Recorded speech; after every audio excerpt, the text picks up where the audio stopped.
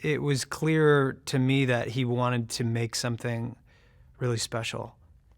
And that's incredibly compelling, to be a part of something where the motivation is to do something different, to do something that is hopefully something we're all really proud of.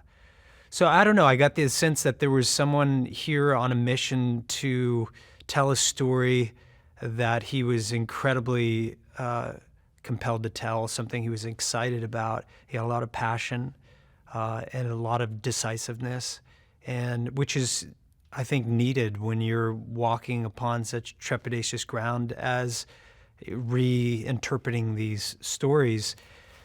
You have to have some of those qualities, and he certainly had a vision. There's something about the Joker. I didn't realize that the Joker was 75 years old.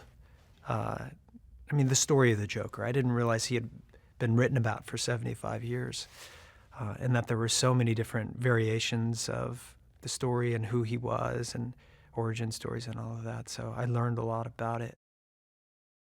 Disappearing, going into that rabbit hole was something I never expected. I never thought in a million years that I would have the chance to play a role like this.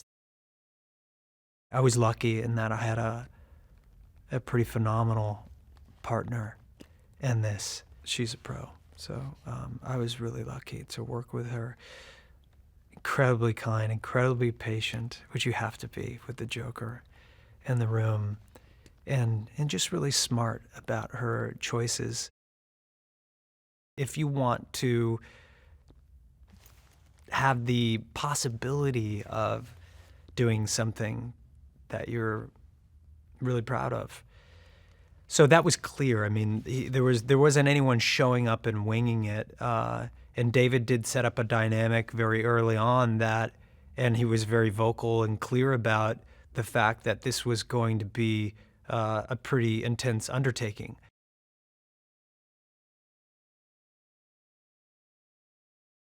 Dr. Harleen Quinzel is who Harley Quinn was before she became Harley Quinn. And she was working at Arkham Asylum. She's a psychiatrist, and that's where she met Joker and fell for Joker. And then born out of that was the transformation into Harley Quinn. And so you see in the film, you see Dr. Quinzel and you see Harley. So you see the before and after. And we tried not to make it. I didn't want it to be as if she had a body swap. When her skin got bleached, she suddenly is a totally different person. I think there's definitely, you can always see a bit of Dr. Harleen Quinzel in Harley Quinn. And I kind of played it anyway that Harley is a bit schizophrenic, so she has voices in her head, and one of her voices is Dr. Quinzel. So she's always present. The Harley Joker stuff was so unpredictable. Like the squad stuff, we had done so much rehearsal and we needed to, because it bonded us in a way that none of us ever expected would happen, obviously. But the Joker stuff, Jared and I didn't really do any rehearsals off screen. And it was perfect, because then we would get in front of the camera and I didn't know what was going to happen and he didn't know what was going to happen. I don't think anyone really knew what was going to happen, but you just start, and that's why those scenes were so electric, because they were so unpredictable, and those characters are unpredictable. People seem to really relate to the flawed characters, and I think it's important not to smooth over that and try to make them perfect, especially when they need to be a hero. I think the mistake is to try and make the hero like the squeaky clean, good guy, whatever. And the best thing about the Suicide Squad is none of them are good guys, and they're all messed up, and they have so many flaws and so many problems and issues that it's weirdly enough makes them relatable and in some cases really likable. The squad was something else. The squad on screen is it's really cool. The squad off screen, I've never seen anything like it. I've never experienced anything like it on a film before. It was, we were joined at the hip. You couldn't separate us. It made the whole experience just so much fun and great, because then it was so easy to play that on screen. But off screen we were far more bonded than you even see us on screen. And it got to the point where, you know, like usually when you rap or whatever, you head straight to your trailer, you head straight home, like you got to get work done, all that kind of stuff. But the squad's just like always together all the time. I feel like I just like, no matter how far we delve, like how much research I do, how many scenes we do, I just feel like I've only scratched the surface of Harley. Like it's just a character that's like just like a bottomless pit of like issues and fun, and just there's so much to do. I want to do like another 10 movies. I've never felt that way about a character. I always really like the fact, that's why I prefer doing films to TVs. I really like being on a project, doing it for a couple months, and then leaving the character and leaving the story behind.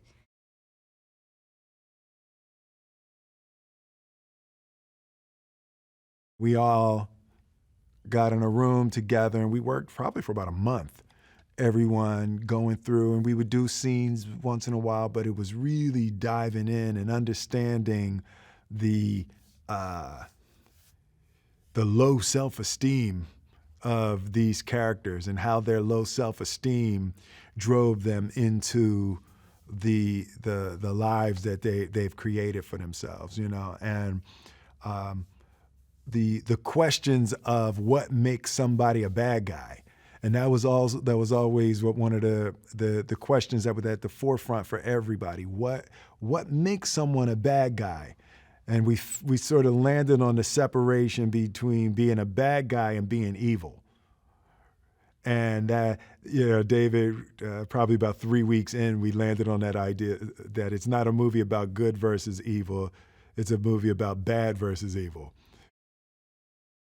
The way that David directs and prepares is really actor-centric, right? So he wants everything to be authentic. He wants as many of the people in the scenes who really have done those things in the past, whatever their characters call for. So you're you know, rubbing elbows with the real deal. What happens is it just gives an extra level of authenticity, because between takes you can say, hey, listen, I'm doing this, what do you think? And I'll say, no, do it like this, hold it like this. You know, so there's a sense of endless information available to you before you step in front of the camera. Deadshot sort of sees himself as the elite. You know, when Deadshot looks at Flag, he feels that he's a way better soldier than Flag. He's a better shot than Flag. He's a better commander than Flag. And actually, the only difference between Deadshot and Flag is what team he's on, right? So Deadshot looks at Flag as one of the worst bad guys. He's in one of the biggest gangs ever. And the only difference is he has money and, you know, he has a couple stripes, right? So I think there's also a little jealousy that when Deadshot sees soldiers and they're a group and they work together and all of that, there's a part of him that yearns for that and knows that he could have been that, but he chose a different life. And maybe as when the movie starts, it's just about getting to that point that Deadshot is thinking, maybe I might have made a wrong turn or two in his life. For Deadshot, Amanda Waller is like bittersweet. He really appreciates her gangster. There's no lie in Amanda Waller, you know. So there's the part of him that appreciates that, but then there's the other side of it that he really doesn't like being used in that way. You know, Deadshot kind of considers himself the best user ever. So to get jammed into a situation where he's being used in that way is really a bruise to his ego. This cast really bonded in a special way that isn't always the case. I think we all felt honored and excited to be a part of it. Everybody checked their egos at the door. And I think we legitimately like each other. I think that, I think when you start there, when it's people that you would hang with off camera, then I think it adds an extra element. You see it on screen. And David Ayer actually he had to slow us down a little bit. He was like, no, you're not friends till later in the movie. Right? So in the scenes that there needed to be a little more friction in the early part of the film, but we all got snuggled up really quickly.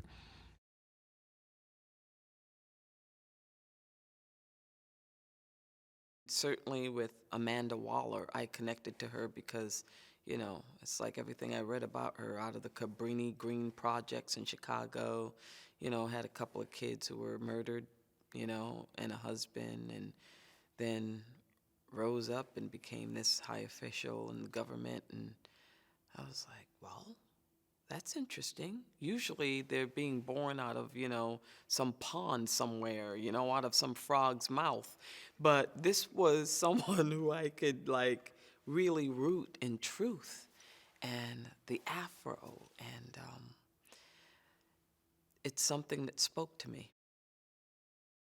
To me, he brought a heroism to Deadshot. I always feel that way with Will Smith, that I always feel there is a built-in goodness, and I hate this word, but lack of a better word, dignity about Deadshot. That there were times when I felt like, so what's so bad about him, And that's the beauty that he brought to that. I don't think that everyone could have done that. This is someone you definitely felt a sense of danger around. Despite the fact that she looked like a demented cheerleader, it was very frightening to come within an inch of her. But at the same time, a vulnerability. Once again, I think that's the beauty of working with David Ayer. I don't think that most people would have went for that, but a softness almost with that hard quality. That's what I felt she brought.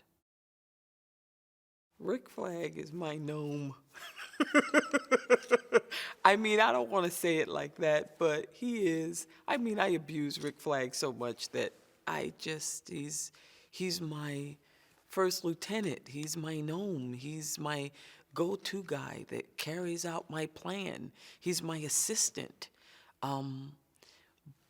But once again, not someone I'm going to get too close to. I will abuse him.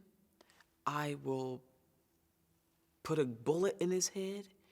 I will do whatever I have to do to make sure he does what I tell him to do. But at the same time, I need him. So I felt a close distance to him. David is not cheesy. That's his whole thing. He said, I'm not going to do this unless I can make this world somehow grounded in some sort of truth. So he doesn't have that vision. So Roman came in and collaborated with that vision. So all of the shots were bold. Bold in scope. But that's how I saw it. With each shot and each character, each shot revealed the darkness of the world, but also the vulnerability of the world, the humanity of it.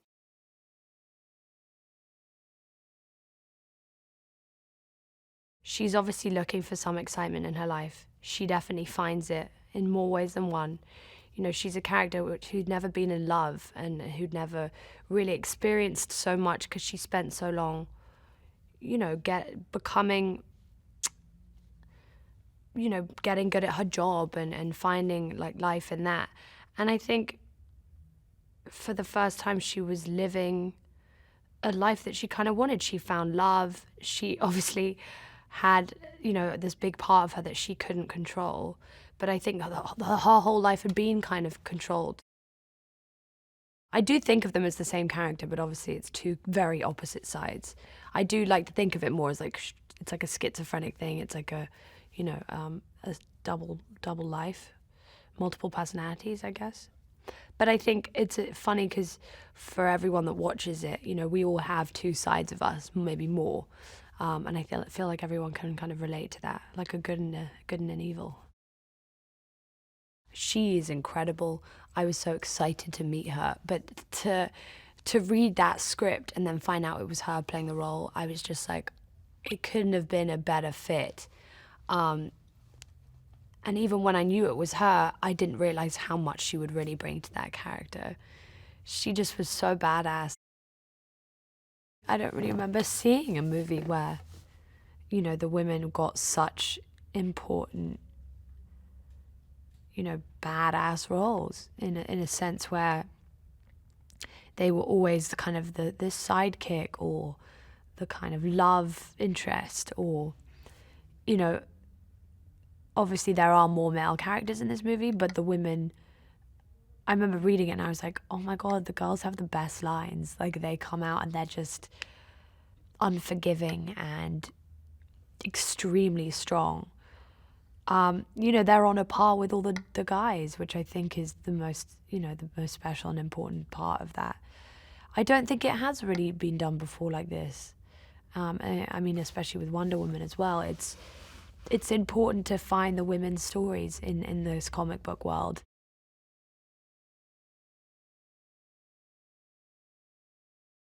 It's one thing having the images, but when you get the actor and, you know, you put him against those images, then it was a case of molding them to his features, and that's why he started to evolve. And so initially, he was a lot greener, and then David had this great idea. He wanted all the characters very rooted in reality, and so rather than go all the way to looking like a greenish crocodile, he had it be more like a skin affliction, so that it was more the shades and tones of my own colors, the browns and beiges, and it just made it more organic and more real, that this guy had actually, you could see the human side, but he turned into this creature. It was such an arduous, tough process, and he made us all go through it together. You know, that bonded us. That wasn't fake, that was very real. You know, injuries, whatever, we were sparring with each other, and whether you're male or female, we're all, you know, small or little, we were fighting each other with boxing gloves.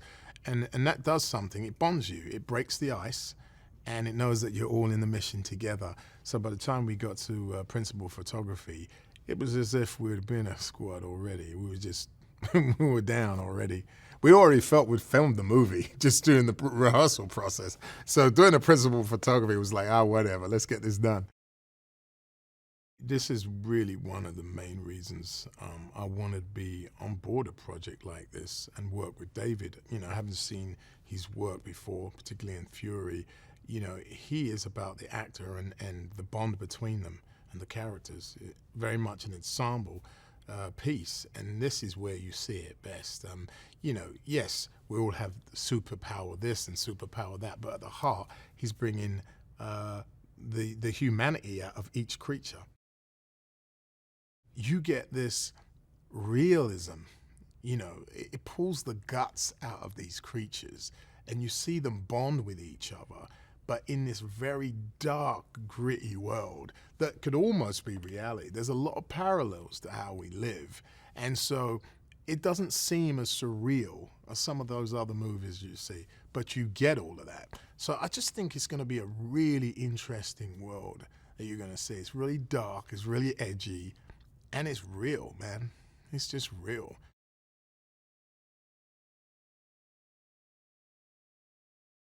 I'm a huge fan of the comic books. And the DC universe is, you know, Superman, Batman, they have their main characters, but there's all these little characters that pop in that fight against, you know, the superheroes. And obviously knew who Slipknot was and his abilities and his superpowers and his villainous nature. What I liked about the movie is that we get to represent these comic book heroes who are villains in a way that we have to save the world.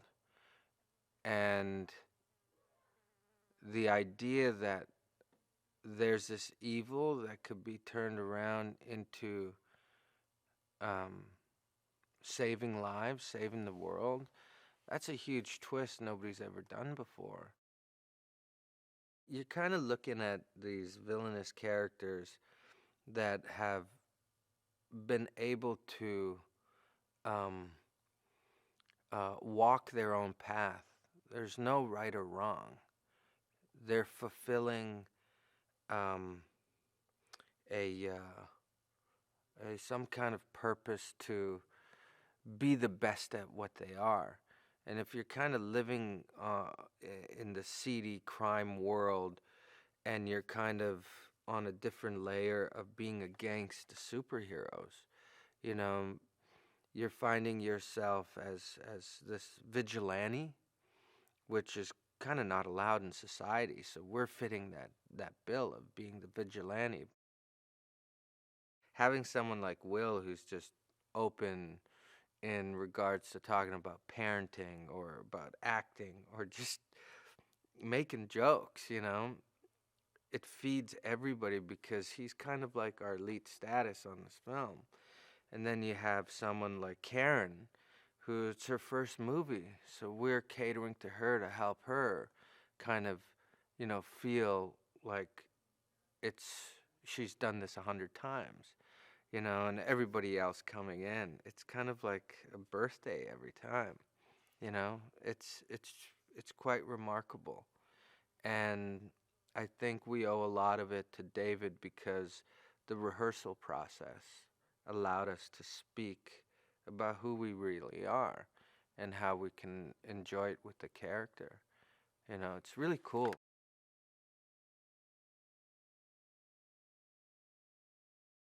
David really understands the value of preparation, and if you know, if he had 6 months to rehearse with us, you know, as the cast, he probably would have taken it, because for him, it's, you know, I don't know that there's a limit to how kind of, you know, far below the surface you can scratch when it comes to that emotional stuff, and I think that helps him, you know, on the day to, you know, if that work is done early, then, you know, we're not guessing when it comes to that stuff. And there's a, you know, things are always going to change, and he's constantly thinking about all that as well. But I think if that prep's in early, then it's not about getting there and taking 7 takes to kind of figure out what the scene's about.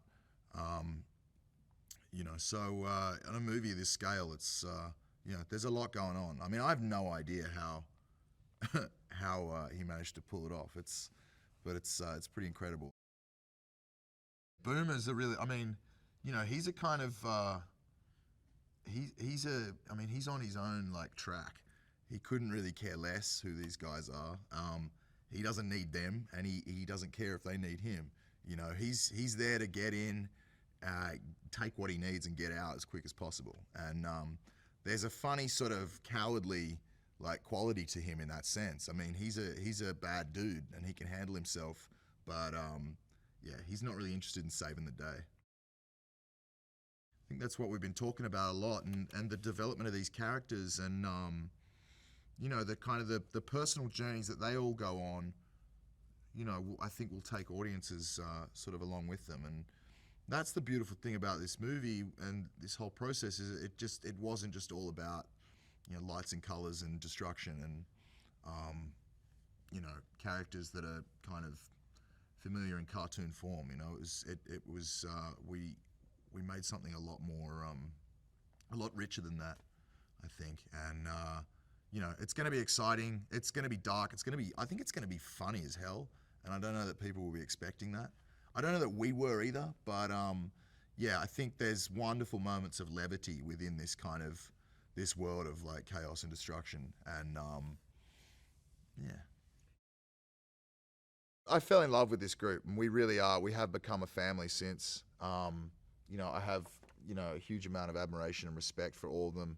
I think everyone, pushed each other and worked incredibly hard, and yeah, man, it'll take a lot from this. I mean, if we never make another one of these movies, it'll be a real shame. But yeah, kind of fell in love with this bunch, and hope we get to stick around together for a while.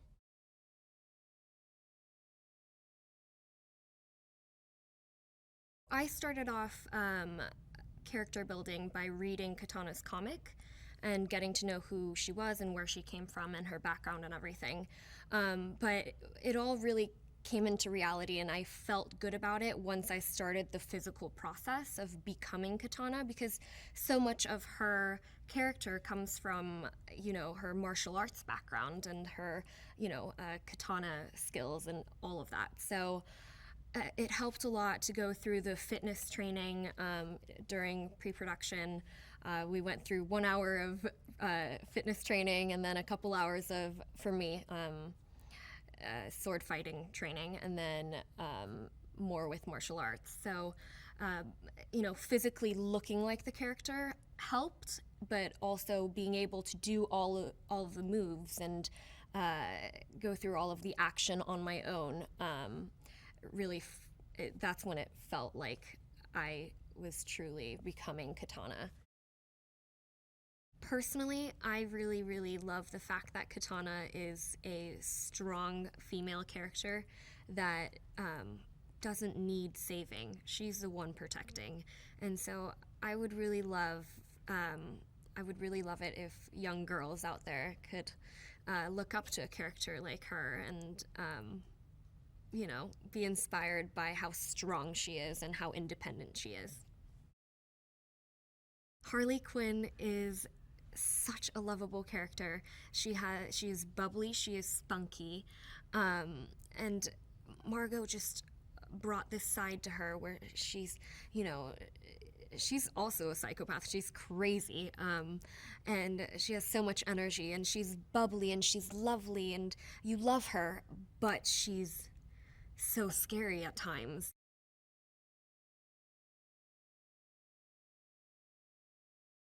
I think it was part of David's process to sort of get people thinking in different ways and expecting different things and expecting the unexpected from the other actors. So when something, was thrown at you on the set, you'd be essentially prepared for anything, because we just did so much in terms of exploring and mining a scene for every little aspect of it, and trying to find something new every time we've done it, even though we've done maybe a given scene like 20 times. It's like trying to mine it even deeper and see, find something that we haven't found before. He's a fighter, but he's not, he's given up that side of his life. Because of an event that took place, he's sort of backed away from criminality, he's backed away from aggression, he's backed away from being who he is, because part of this superpower that he has is it's an innate part of him. It's been with him since he was really young. It's like he gave up a big part of who he was, and later on in the film, he sort of rediscovers it and allows himself to be okay with accessing that side of him. The idea is that the character, was born in LA, and he grew up around this like gang culture and spent time in prison, and so that was like a large part of where the look came from, a very sort of classic like gangster cholo kind of based look, which is I think it's taking what was in the new 52 version of Suicide Squad and kind of where the direction they took the character in that newer version, and it was like sort of taking that, but taking full ownership of it and kind of creating something a little unique. The process was kind of interesting. It started off with a little bit of tattoos, and they started getting, started growing. It was like everywhere. My entire body was covered with tattoos.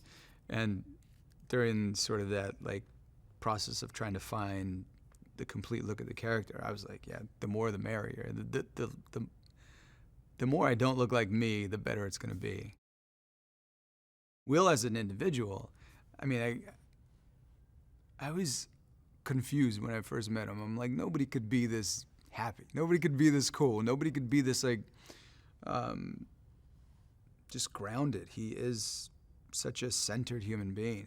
I think it's admirable. You know, it's like someday I hope to be able to find that place within myself. But he's like, he is happiest when he's making other people happy, when he's making other people feel good, when he's sort of lifting other people up. I mean, that's the kind of individual he is. He's really, you know, a remarkable guy.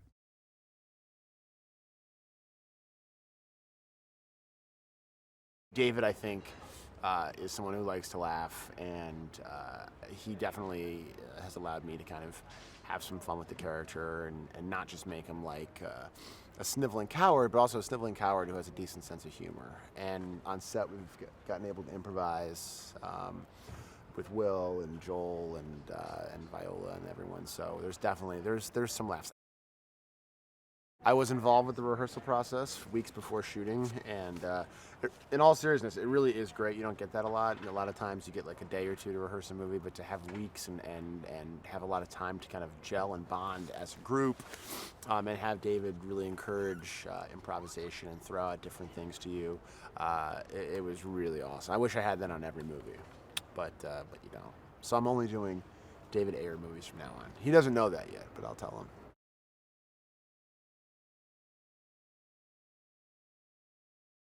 David called me to do this role, and he didn't really tell me much about it, and there was no script to read. It was sort of top secret. So I sort of took it. I had to say yes on sort of a leap of faith. This is a world that doesn't exist, so it's from his mind. It's an imagination. So, you know, characters, villains, you know, just what the sets would look like. He's created a lot of it. A lot of the artwork that's even on our patches or, you know, in the cities is from his mind. He sits there and draws this stuff. So it's pretty fascinating for him to do that. And then I think, secondly, is he flips the stereotypes of superheroes. So what this film does so brilliantly is it immediately flips it on its head, and you go, now you're in a moral dilemma. You go, well, who is the bad guy and who is the good guy? You know, are these villains the good guy or the bad guy? You know, I mean, it makes you think a little more. It's smart.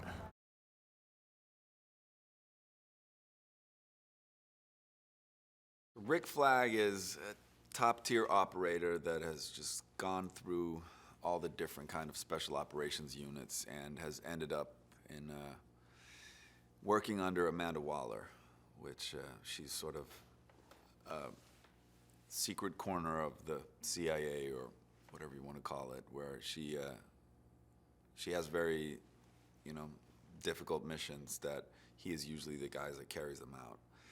He's a person that has, you know, lost most of his friends. He's killed a lot of people, and he's sort of married to this life, even though he knows that it's also breaking him down.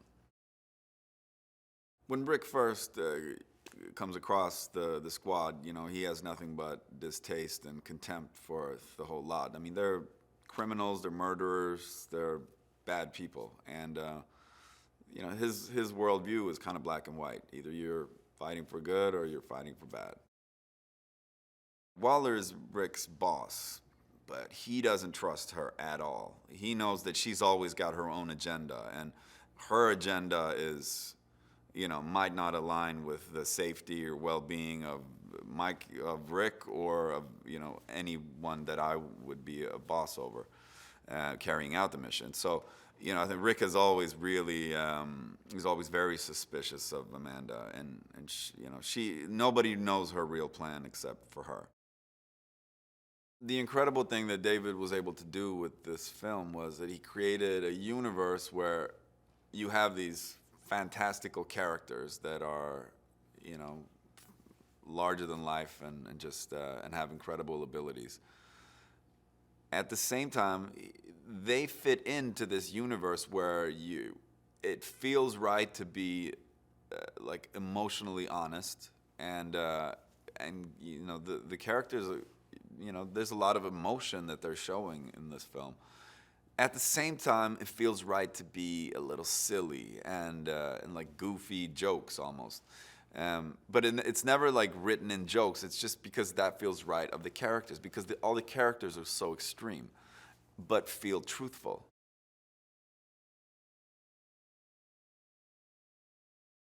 So why did I tackle Suicide Squad? For me, it really became about world creation. And I've always been a comic book fan. I grew up on comics. I've loved DC Comics since I was a kid. You know, Batman, Superman. As I was really young, it was Superman. Then I really kind of fell in love with Batman and what he represented, and this idea of justice. And then I think as you kind of grow up, you know, maybe you identify with the villains a little bit, and what are they about? And as a filmmaker, it's interesting. You go and you make a comic book movie, everybody loves the good guys. Everybody loves the heroes. But what's going on with the villains? And how do you make an audience fall in love with the villains the same way they automatically love the heroes? And that was the real test for me, was to get the audience to care about these characters that are a little bit morally complex, let's say. They're not so black and white, they're more gray. Every actor sort of had their own program tailored to them to help them on their journey. But also part of the process is the rehearsal process, having them work together. We rehearse pretty much every day.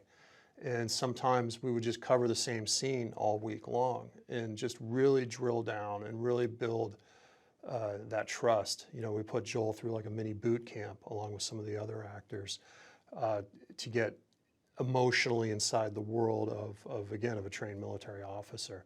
So for me, you can't give the actors too much. You can't rehearse too much, because no matter how much you rehearse, it's still going to be a surprise on the day. It's still going to be a surprise on set. But that's where the magic comes from, and that's where you then get the freedom to start ad-libbing and adding the humor and adding the life, because now they're in character. They know how these characters think. They're in their skin, and so now they can start speaking confidently as these characters. Amanda Waller, I think, is one of the most interesting characters in the film. She's somebody from, you know, she grew up poor, she grew up in the inner city, she grew up tough, and she's someone who's really bootstrapped herself, who is wicked intelligent and incredibly formidable as a person, and who can walk into the most powerful room in Washington, D.C. and manipulate anybody in that room to get what she wants. She doesn't have any problem exploring the gray areas of getting things done. She's the kind of person, when you absolutely have to get something done, you don't care how it's done, you get her to do it. But she's also a patriot, which is very interesting, because she does have boundaries. She does have beliefs, and it's her belief in the U.S. government and respect of the U.S. government that makes what she does interesting. Part of the story is this really epic romance between Joker and Harley Quinn, and it's a fascinating love story, because is it love? Is it love-hate? Is you know, there's a lot of ways to argue what that relationship is and what that relationship means. Why is the Joker obsessed with her? Does he love her? If he did, could he admit that? And I think those are some of the mysteries that I think are going to be left up to the people who are watching this film to make those decisions themselves. But the Joker's role in this film, his mission, his goal, is to get his lady back, to get Harley Quinn back. And with her rolling around with the squad, things get complex. He does have an emotional life. He does want the same things we all want, which is to have a family and be happy and be loved. And the path he's chosen has destroyed that for him, and he's paying for it. And so, you know, over the course of the film, The Suicide Squad, you know, Will Smith has this shot at redemption, this shot at getting what he wants. And he really is, in a sense, the most sober of the Suicide Squad. He's the guy that's kind of trying to keep everybody else in line, and Will plays that role to a T. You know, he's such a charismatic guy. He has a natural leadership quality to him that he really eased right in the Deadshot. I was really anxious during the initial weeks of rehearsal as they slowly started to break the ice and bond. And then once we're shooting, I look around and they're always hanging out together on set, off camera. And that isn't the case normally. Normally everyone pops back to their trailers, everybody disappears.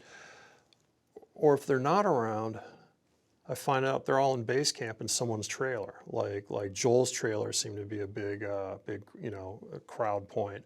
Jai's trailer. They're always together. They seem to become inseparable. I go on Instagram and like, what are you guys doing? What's this? You know, every weekend they're hanging out together. So they became lifelong friends out of this. They became this posse. They became lifelong friends.